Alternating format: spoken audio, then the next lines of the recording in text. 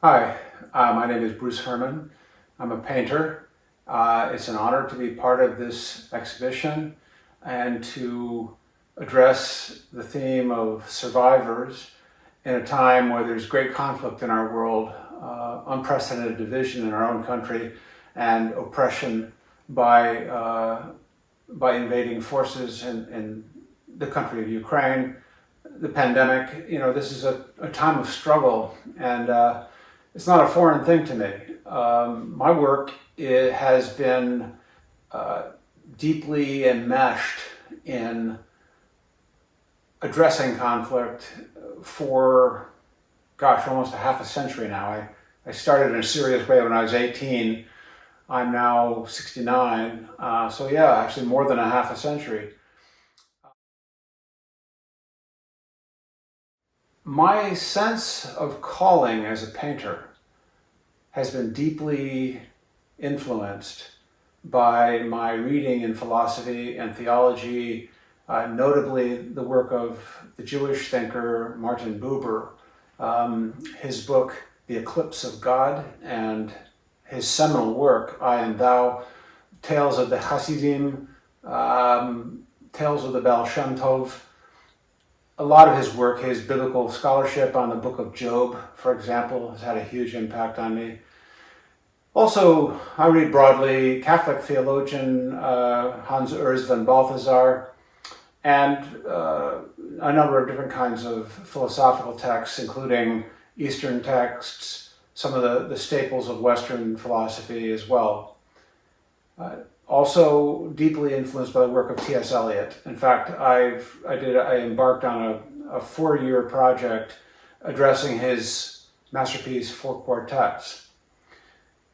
All of this, for me, centers upon our humanity, our mortality, the sense that we make art because we want to make a mark, leave a mark, to say, I was here, my life mattered.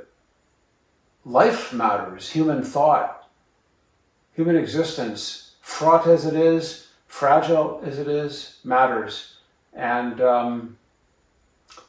that way that comes naturally to me is through paint, expressed through line and color and texture, and the human figure has been a big part of my work. I think art is specifically for times of struggle, war times, times of difficulty and privation. My one visit to India in the early 1970s proved this to me, in that the poorest of the poor in the streets of Calcutta, Bombay, Delhi, decorate themselves with henna, with beautiful colors of clothing, braiding of hair, makeup. They decorate their humble dwellings, sometimes just made out of cardboard or found materials. Their carts, their bullock carts, and their buses covered with art and graffiti, well, calligraphy, I should say. So the poorest of the poor make art. In times of privation, art seems to be an essential, just like food and sleep. In times of war, some great masterpieces have been made, notably the Quartet for the End of Time by Olivier Messiaen, which is written in one of the concentration camps in World War II when he was incarcerated, on stolen, or I should say borrowed staff paper and pencils given to him by the prison guards. They knew who he was.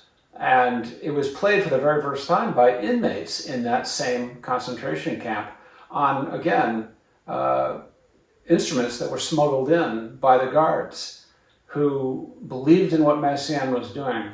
Somehow, even our jailer knows that we're supposed to make art.